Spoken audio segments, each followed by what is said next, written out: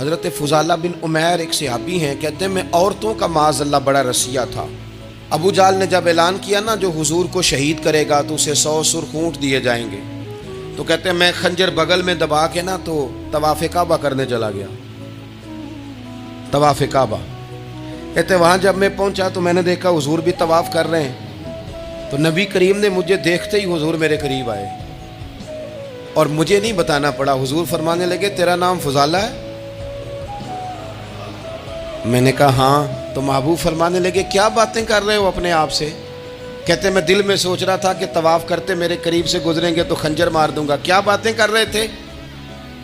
فضالہ کہتے ہیں میں تو جب آیا تھا تو ایک بی بی سے مل کے آیا تھا، میں نے کہا تھا کہ میں آج بڑی رقم لے کے آؤں گا اور معاذ اللہ تیرے پاس رات گزاروں گا۔ کہتے ہیں میں تو اس سے بات کر کے آیا تھا، تو میں اب حضور سید عالم صلی اللہ علیہ وسلم نے پوچھا تو فضالہ ہے؟ میں نے کہا ہاں۔ کیا باتیں کر رہے تھے اپنے آپ سے؟ میں نے جھوٹ بولا۔ میں نے کہا جی وہ تو میں تو ذکر کر رہا تھا اپنے دل میں۔ کہتے حضور مسکرائے اور مسکرا کے فرمانے لگے چل چھوڑ، جس کام آیا تھا وہ کرتا کیوں نہیں؟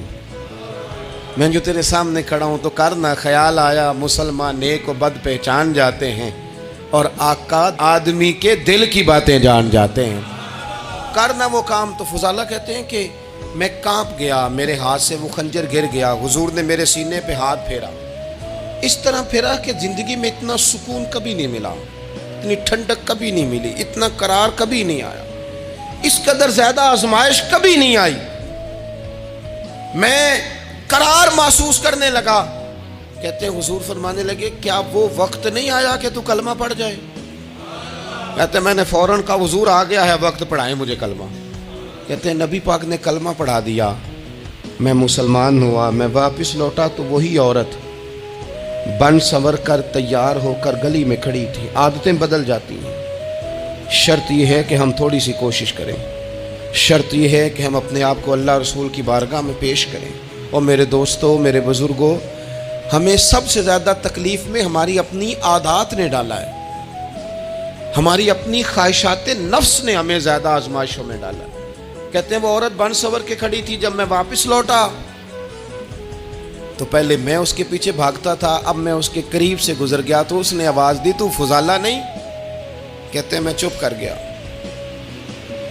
وہ پھر پیچھے دوڑی، میرا گریبان پکڑ کے کندھا پکڑ کے ہلایا تو فضالہ نہیں؟ کہتے ہیں میری جھکی ہوئی گردن، میں سر نہیں اٹھاتا، مجھے کہنے لگی تو وہ نہیں ہے جو فضالہ ہے؟ میں نے کہا ہوں میں فضالہ، پر وہ والا نہیں جو تجھے ملا کرتا تھا۔ کہا تو اب کون ہے؟